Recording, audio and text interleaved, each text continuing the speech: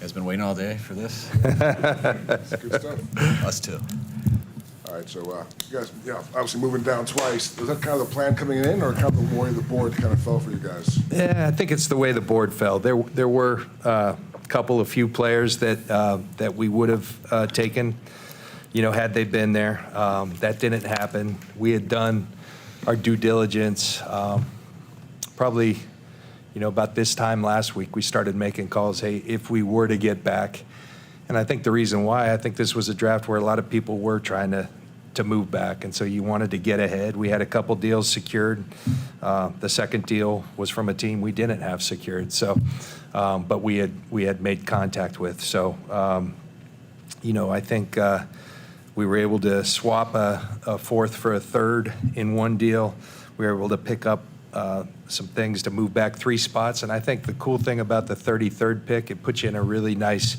We get all, we can kind of reconvene, reset our board, reset our thoughts, and I think it's also a coveted pick, as a lot of teams are doing that themselves. So that's where we're at. That's kind of the next question. Are you guys still open for business as far as that 33rd pick? And if you keep it, how many positions or how many players, do you already know the guy you're going to take if you keep that 33rd pick?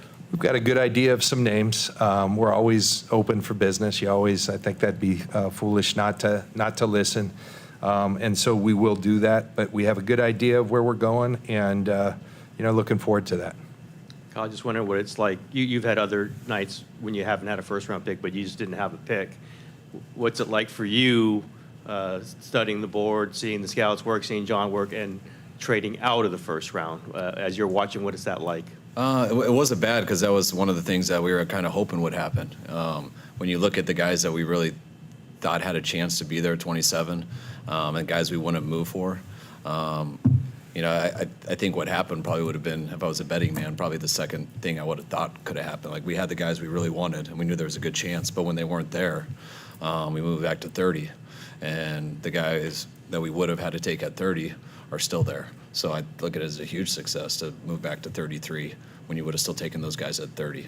Now, 27, we were hoping for a couple of things, and we missed those, but we kind of had an idea we might. And to be able to move back 2 spots or 2 different times and get all those picks and still take who you would have taken at those spots who weren't your first choice right away. But we knew that would be a challenge, and we were hoping that we could do that if those guys fell. Before you made your first trade, Adam Schefter announced to everyone that you were looking to trade back.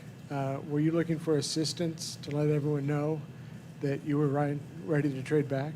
No, I think we had already done that ourselves. So We tell all 32 teams when we try to trade back. So you guys can repeat it. Yeah. Appreciate it. yeah. I'll just I'll take a shot. Was Casey Concepcion a guy maybe you would have wanted?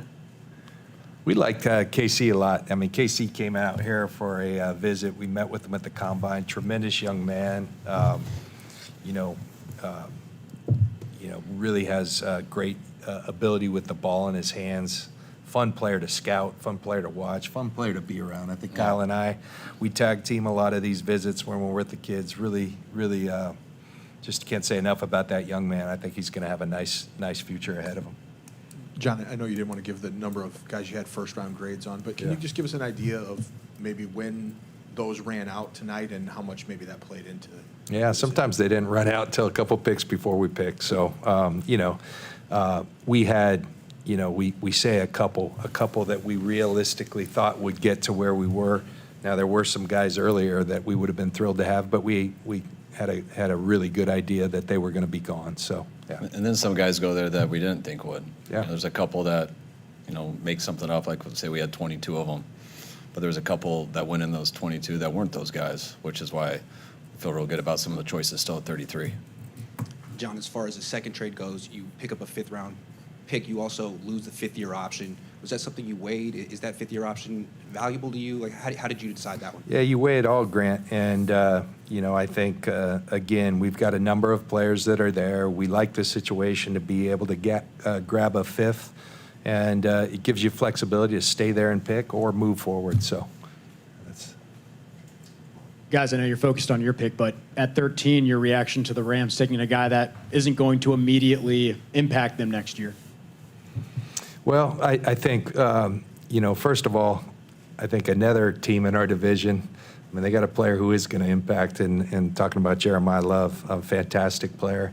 Ty Simpson's a good football player. You know, I think there was a lot made as to, you know, where he would go and what teams would do. It probably surprised everybody, but one thing I've learned over the years is that with quarterbacks, people will do those type things, and they certainly did. So we'll see.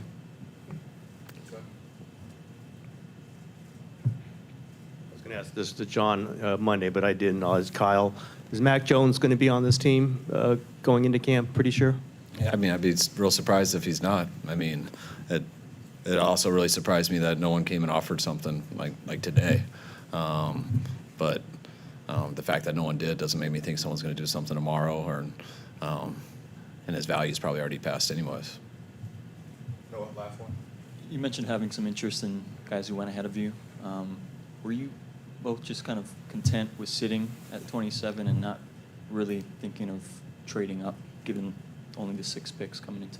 Yeah, I think with the 6 picks, what it would take to get up, that wasn't something. We were comfortable with enough of the players that were there. There were a few. We said we were going to be patient, and if they got there, we'd turn the card in. Those guys went, and you know, we stuck to our plan. And like I said, the first deal had been in place for some time, provided our guys, you know, weren't there, and we executed.